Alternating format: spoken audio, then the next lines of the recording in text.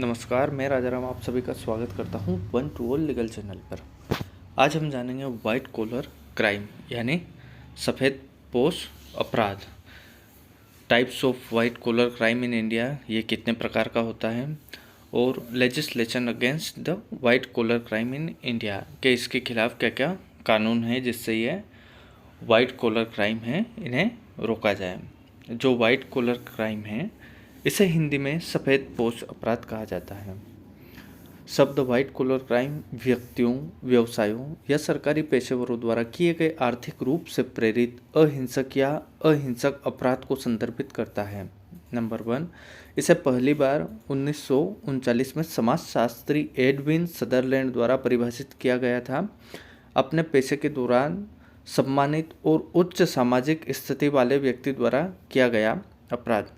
2, विशिष्ट सफ़ेद पोश अपराधों में मजदूरी की चोरी, धोखाधड़ी, रिश्वतखोरी, पूंजी योजना, अंदरूनी व्यापार, श्रम रैकेटियरिंग, गबन, साइबर अपराध, कॉपीराइट उल्लंघन, मनी लॉन्ड्रिंग, पहचान की चोरी और जालसाजी शामिल हो सकते हैं। 3, सफ़ेद पोश अपराध कॉरपोरेट अपराध के साथ साथ ओवरलैप होता है, यानी कॉरपोरेट अपराध भी साथ साथ चलता है इसके।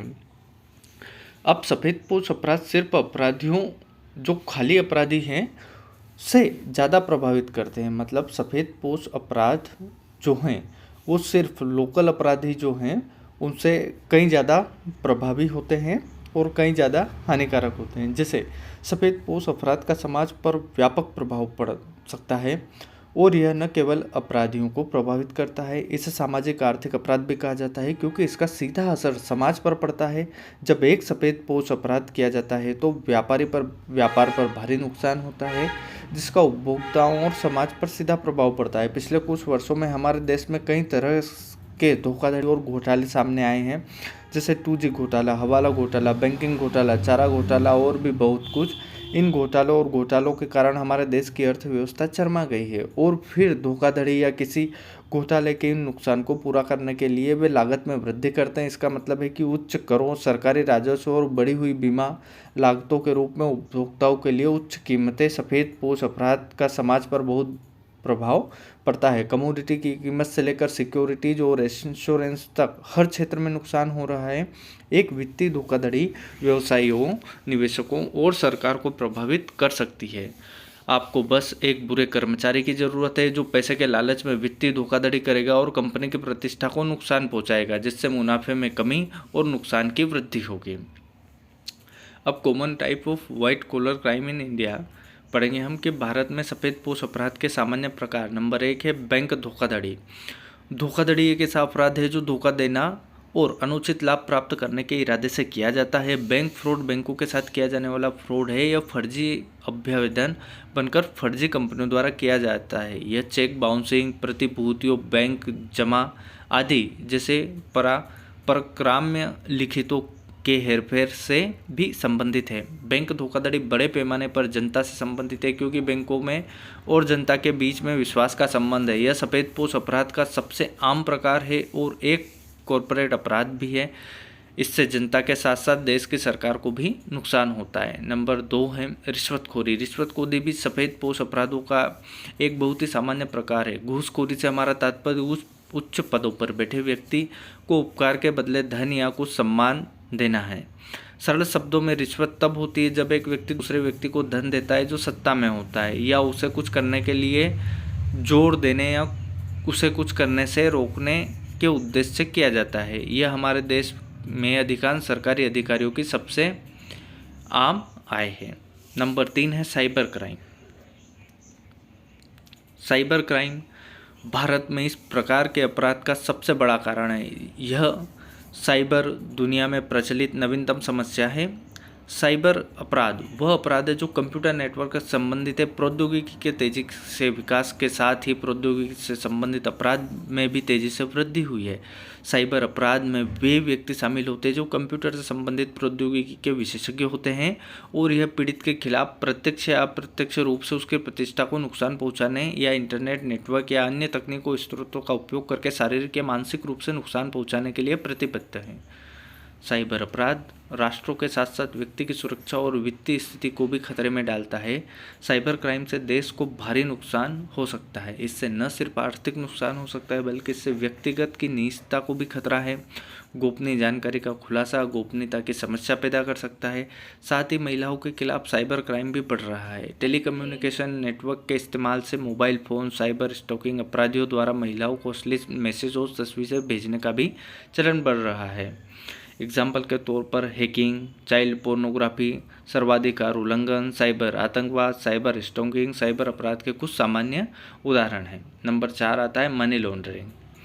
मनी लॉन्ड्रिंग एक ऐसा अपराध है जिसमें अपराधी पैसे की पहचान छिपाते हैं। इस अपराध में अपराधी पैसे के मूल स्वामित्व और उस स्थान को छिपाने की कोशिश करते हैं जहां से उन्होंने अवैध तरीके से वह धन प्राप्त किया है। कानूनी स्रोतों से पैसा बनाने के इरादे से लॉन्ड्रिंग की जाती है। सरल शब्दों में मनी लॉन्ड्रिंग का अर्थ है अवैध धन को कानूनी धन के रूप में दिखाना। उदाहरण के लिए यदि कोई व्यक्ति कालाबाजारी अवैध सामानों की तस्करी से धन प्राप्त करता है तो धन को गंदा माना जाएगा और वह बैंकों में जमा नहीं कर सकता है क्योंकि यह संदिग्ध लग सकता है। यदि वह सीधे वित्तीय संस्थानों में पैसा जमा करता है क्योंकि उसे बयान देना होता है कि रिकॉर्ड बताते हैं कि पैसा कहां से आया। मनी लॉन्ड्रिंग में 3 चरण शामिल है। सबसे पहले पैसे का मालिक कुछ अवैध तरीकों से पैसा प्राप्त करता है और किसी तरह से बैंक में जमा करता है। फिर कई ट्रांजैक्शन के जरिए पैसे का ट्रांसफ़र किया जाता है। अंत में वे इसे वैध बनाने के लिए बैंकों में पैसा लौटाते हैं। नंबर 5 है टैक्स, कर अपवंचन।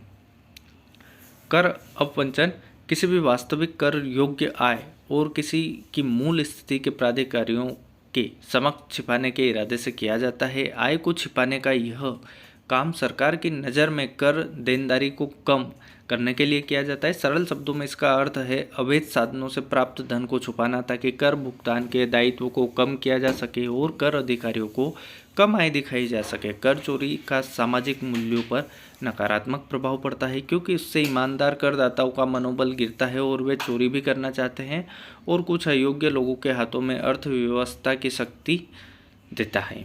नंबर 6 है पहचान की चोरी, आइडेंटिटी थीफ। पहचान की चोरी इन दिनों सबसे आसान प्रकार का अपराध है। प्रौद्योगिकी के विकास के कारण किसी भी व्यक्तिगत जानकारी तक पहुंचना बहुत आसान हो गया है। पहचान की चोरी वह अपराध है जिसमें अपराधी अनाधिकृत जानकारी से जैसे नाम, पता, फ़ोन नंबर, ईमेल आदि का उपयोग करता है और इस जानकारी का उपयोग धन प्राप्त करने के लिए करता है।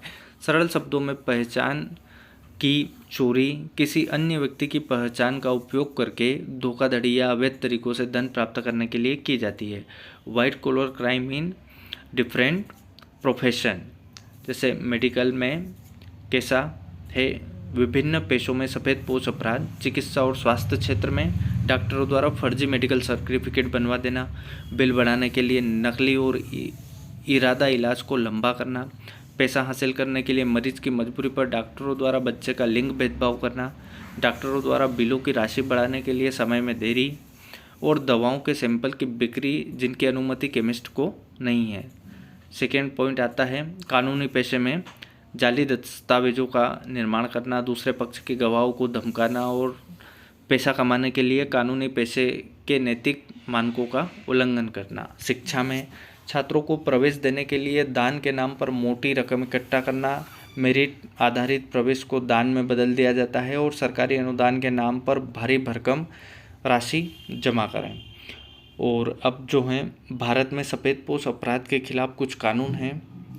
सफ़ेदपोश अपराध की पहचान के लिए सरकार ने विभिन्न कानून बनाए हैं। इन कानूनों में इन अपराधों के संबंध में सजा भी शामिल है। कंपनी अधिनियम 1960 बनाया है। दूसरा आयकर अधिनियम 1961 बनाया है। तीसरा भारतीय दंड संहिता 1860 है। चौथा वस्तु अधिनियम 1955 है। पांचवा भ्रष्टाचार निवारण अधिनियम 1988 है। नेगोशिएबल इंस्ट्रूमेंट एक्ट भी है। धन संशोधन निवारण अधिनियम 2002 भी है। आईटी एक्ट 2005 भी है। आयात और निर्यात नियंत्रण अधिनियम 1950 भी इसमें शामिल है। ये सारे जो पॉइंट है जो हमने पढ़े हैं ये वाइट कॉलर क्राइम में आते हैं। इसके प्रकार, इसका डिस्क्रिप्शन और इससे बचने के जो कानून हैं वो हमने पढ़े हैं। आप ये जो PDF है मेरे डिस्क्रिप्शन बॉक्स से डाउनलोड कर सकते हैं। वीडियो अच्छा लगे तो लाइक, शेयर एंड सब्सक्राइब करें। धन्यवाद।